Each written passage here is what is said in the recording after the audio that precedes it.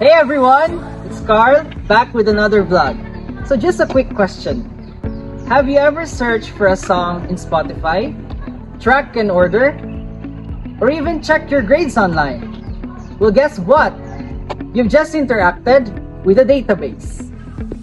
And so today we are uncovering the secret life of databases and how they affect our everyday lives and why we should care. And guess what? I have brought some friends in online to help us explain it.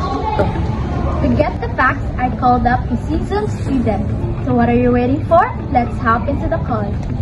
So for the first question, how do databases actually power our apps and websites?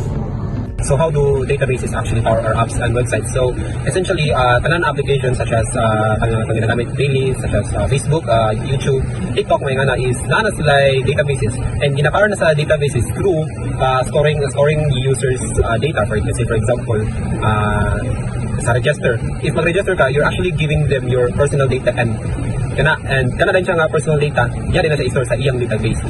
Kibali, it's like a collection of information. What about healthcare?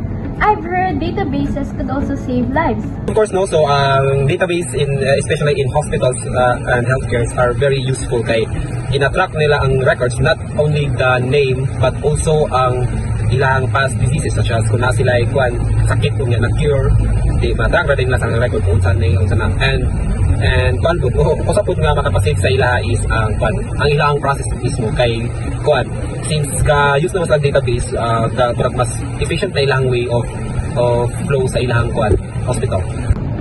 And lastly, so how do schools and businesses use databases?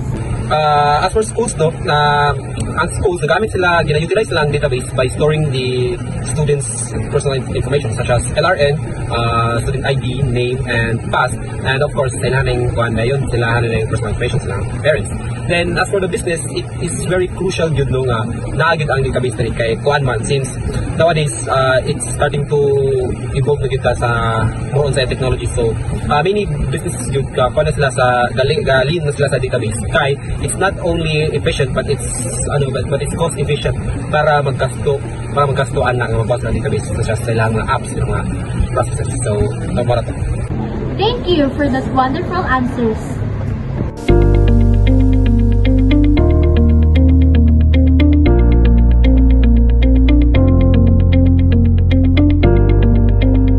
So what did I learn from all of this?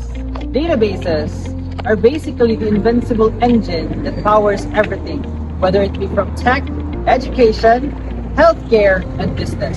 Together, they make the digital world run smoothly, securely, and smartly. As a student, knowing how database work is more important than ever. Whether you're into coding, science, or even an art, data plays a part. So here's my challenge. Learn the basics of how databases works. Who knows? You might build the next game-changing app or saves lives through data. Understand data? Shape the future.